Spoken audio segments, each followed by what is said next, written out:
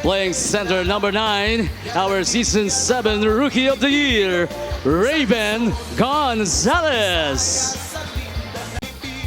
Starting at guard number 8, Roby Naive. And at point guard number 0, your very own from Barangay Isidro. Tough night for Apreco and Tolentino. Yeah. They have to get those rebounds for May Kawayan. For Marilao, I mean. Marilao, May Kawayan. It's either MJ De La Virgen and Sean Argente, but both of those guys coming off the bench. Apolonio open. He's been shooting the lights out from beyond the arc. Not that time though. Serrano, sidestep. Gets it to go with a left-handed finish. Pre-season, you could see that really Coach Tantan Banal is really working on the system. And you know what he's doing very well with this team. MJ De La Virgen leaking out. He will score in transition. The Gems with a 3-point lead. Ayon. Hand off to Uduba. Serrano getting the start. Off the dribble, Ayon, one-hander. No good. Gonzalez the rebound. And this is exactly why it's important for the bigs.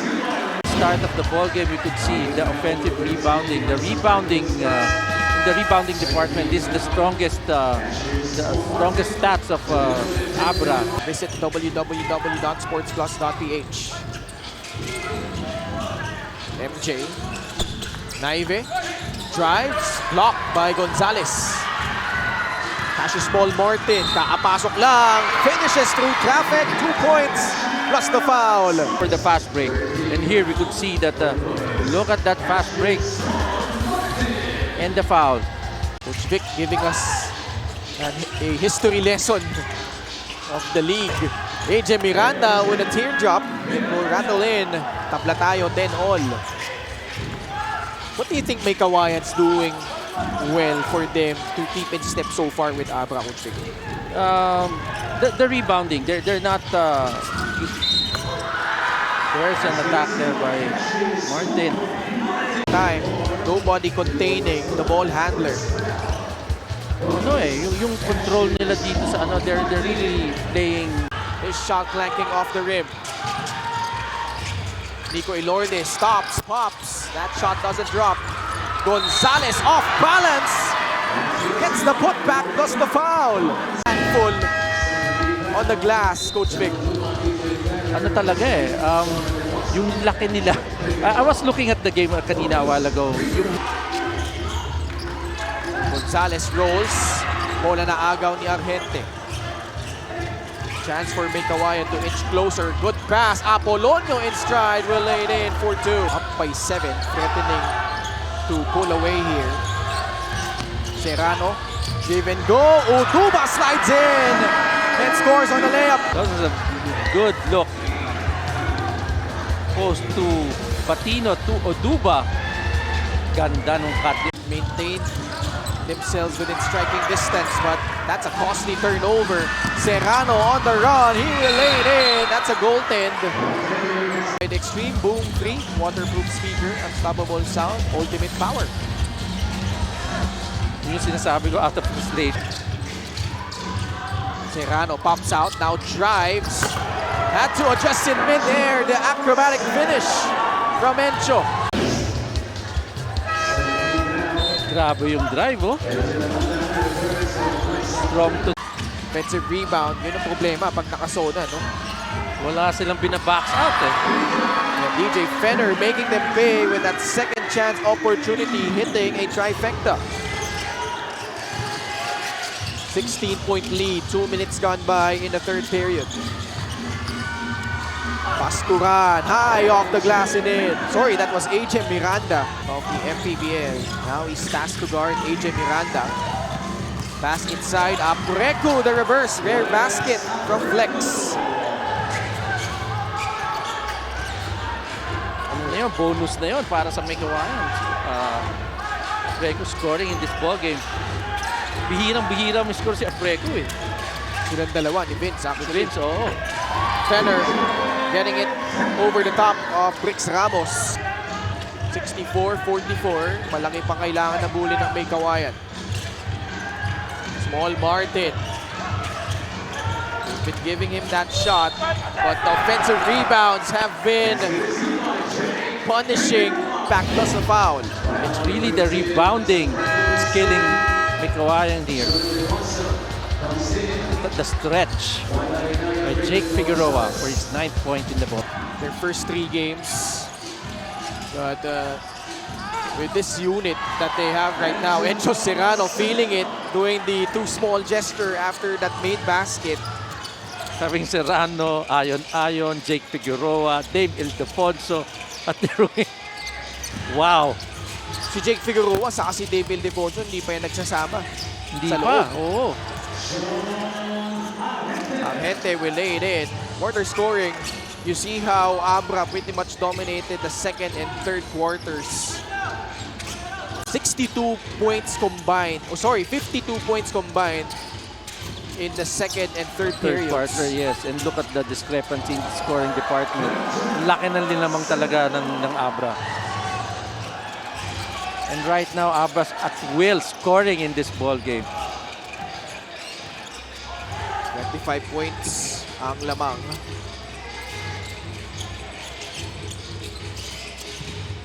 Miranda, sumugod, goes airborne, can't finish. That's been the story also for May Kawayan. As Elorde will put that one in off the glass. Gonzalez. Ildefonso with a massive offensive rebound, puts it back in. Aiming for their 8th straight victory.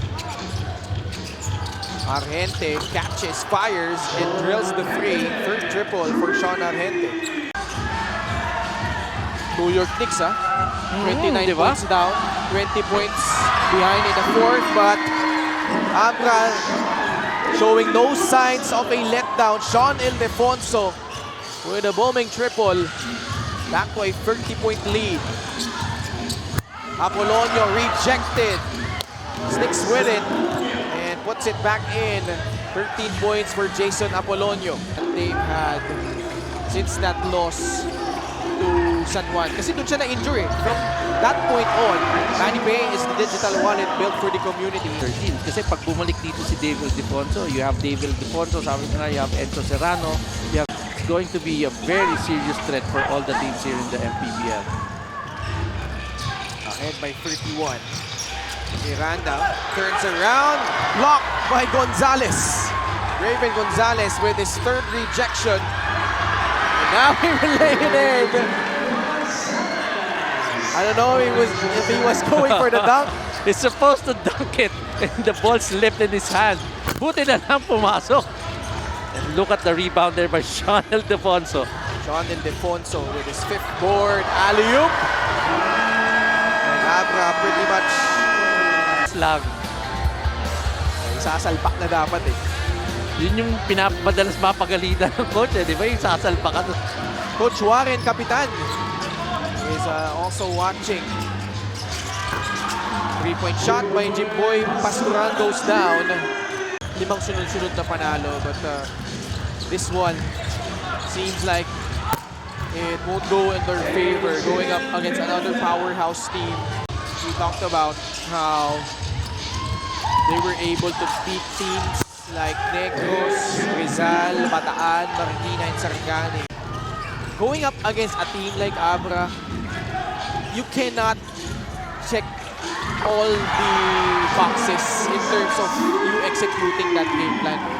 They tried to dare them to shoot from the outside, sitting on that 2-3 zone for the most part. But then yun nga, no? Yung that kind of defense being susceptible to offensive rebounds really was the demise for May Kawayan in this ball game against Abra. Yes, hindi lang yun. Yung medyo, they started really very well, pero naubos din sila eh. Parang in the second quarter, dahan-dahan ang bumaba yung intensity ng game nila. You have to start making those shots. Kailangan itaas mo yung average mo. You cannot play your usual game.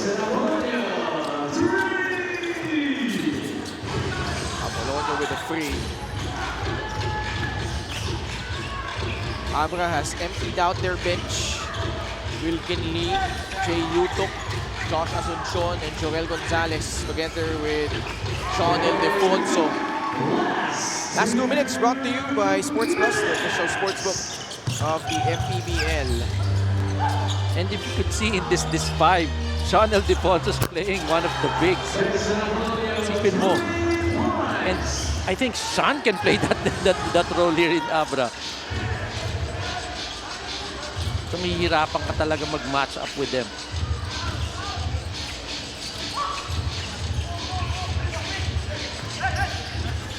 Yutok off the glass and in. Lot of inside points for the Weavers. Jay Yutok, mintis yung kanyang tres. But the putback is in from Joel Gonzalez, who had 23 points in their last win. That's another offensive rebound for Abra. Oo. Pinukpok talaga sila dun eh.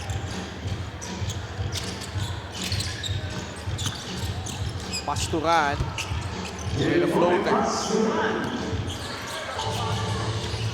But that does not take away from the solid season Meycauayan Marilao is having this year, Coach Vic. Especially that 5-game winning run.